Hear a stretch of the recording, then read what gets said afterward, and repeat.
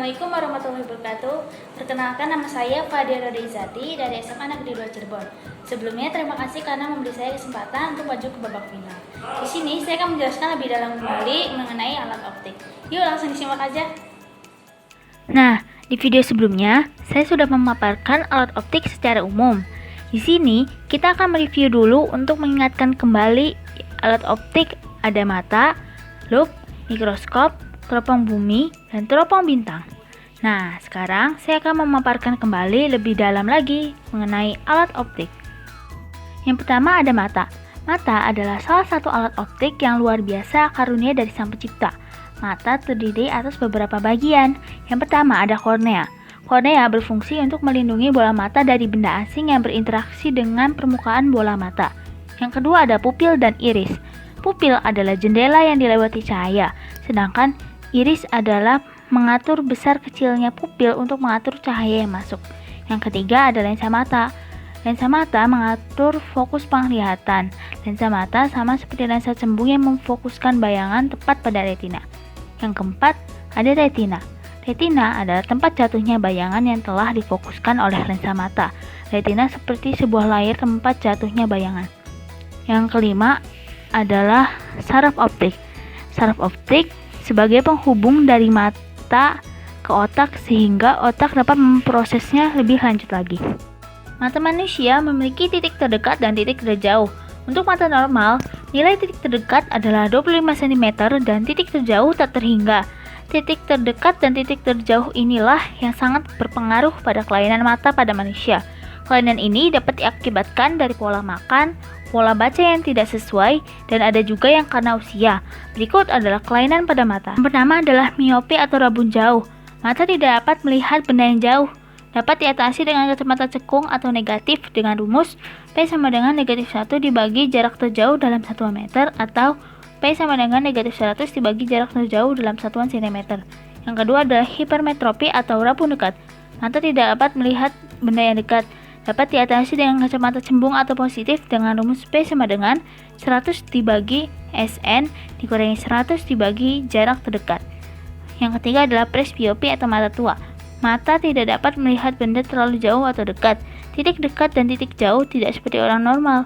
Dapat diatasi dengan dua lensa cekung dan cembung. Yang kedua adalah loop atau kecebong besar, yaitu lensa cembung yang digunakan untuk membantu mata melihat benda yang tidak terlalu kecil namun sangat sulit dilihat dengan mata telanjang. Loop menghasilkan bayangan maya, tegak, dan diperbesar. Perbesaran bayangan pada loop tergantung pada apakah kita berakomodasi maksimum atau tidak berakomodasi sama sekali. Berikut adalah rumus perbesaran pada loop pada kondisi berakomodasi maksimum atau tidak berakomodasi sama sekali. Yang pertama, mata tidak berakomodasi sama sekali. Rumusnya adalah M sama dengan 25 dibagi F dalam satuan cm. Yang kedua adalah mata berakomodasi maksimum. Rumusnya adalah M sama dengan 25 dibagi F dalam satuan cm ditambah 1.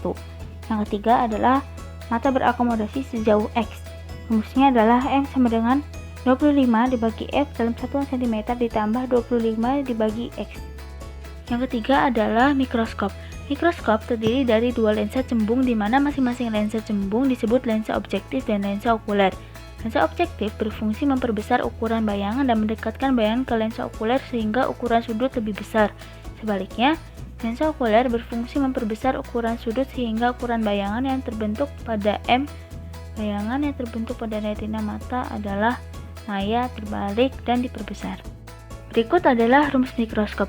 Yang pertama, mata tidak berakomodasi sama sekali. Rumusnya adalah MOK sama dengan SE dibagi FOK dalam satuan cm. Yang kedua adalah mata berakomodasi maksimum. Rumusnya adalah MOK sama dengan SN dibagi FOK dalam satuan cm ditambah 1. Yang ketiga, panjang mikroskop mata tidak berakomodasi. Rumusnya adalah D sama dengan S aksen OB ditambah FOK. Yang keempat adalah panjang mikroskop mata berakomodasi. Rumusnya adalah D sama dengan SOB ditambah SOK. Yang terakhir, mata berakomodasi maksimum. Rumusnya adalah M total sama dengan MOB ditambah MOK. Yang terakhir ada teropong. Teropong adalah alat optik yang digunakan untuk melihat benda-benda yang terletak pada kejauhan agar terlihat lebih dekat. Teropong bintang dan bumi bersifat maya, terbalik, dan diperbesar. Berikut adalah rumus teropong. Yang pertama adalah rumus untuk teropong bintang. Mata tidak berakomodasi sama sekali, rumusnya adalah M sama dengan FOB dibagi FOK atau D sama dengan FOB ditambah FOK. Mata berakomodasi, rumusnya adalah M sama dengan FOB dibagi SOK atau D sama dengan FOB ditambah SOK. Yang kedua, rumus teropong bumi. Mata tidak berakomodasi sama sekali, rumusnya adalah M sama dengan FOB dibagi FOK atau D sama dengan FOB ditambah 4FP ditambah FOK. Mata berakomodasi, M sama dengan FOB dibagi SOK atau D sama dengan FOB ditambah 4FP ditambah SOK. Agar dapat memahami materi lebih dalam, saya memiliki contoh soal yang akan kita bahas bersama.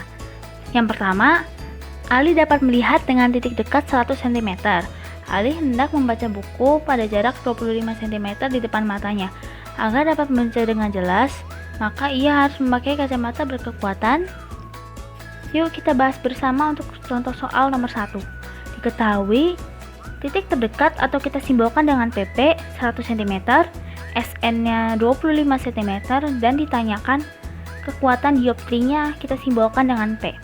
Rumus penyelesaiannya adalah P sama dengan 100 dibagi SN dikurangin 100 dibagi PP. P sama dengan 100 dibagi 25 dikurangin 100 dibagi 100. P sama dengan 4 dikurangin 1 sama dengan 3. Jadi, Ali membutuhkan kacamata berkekuatan 3 dioptri. Yang kedua adalah sebuah loop memiliki titik fokus 40 cm. Jika mata berakomodasi sejauh 5 cm, maka perbesaran bayangan pada loop tersebut adalah. Sekarang kita akan bahas bersama untuk contoh soal yang kedua. Diketahui F-nya 40 cm, jarak mata berakomodasi kita simbolkan dengan X 5 cm, dan ditanyakan perbesaran bayangan kita simbolkan dengan M. Rumus penyelesaiannya adalah M sama dengan 25 dibagi F ditambah 25 dibagi X. M sama dengan 25 dibagi 40 ditambah 25 dibagi 5 sama dengan 5,625. Jadi, perbesaran bayangannya adalah 5,625 kali. Sekian materi yang dapat saya paparkan. Semoga bermanfaat. Mohon maaf apabila ada kesalahan kata. Wassalamualaikum warahmatullahi wabarakatuh.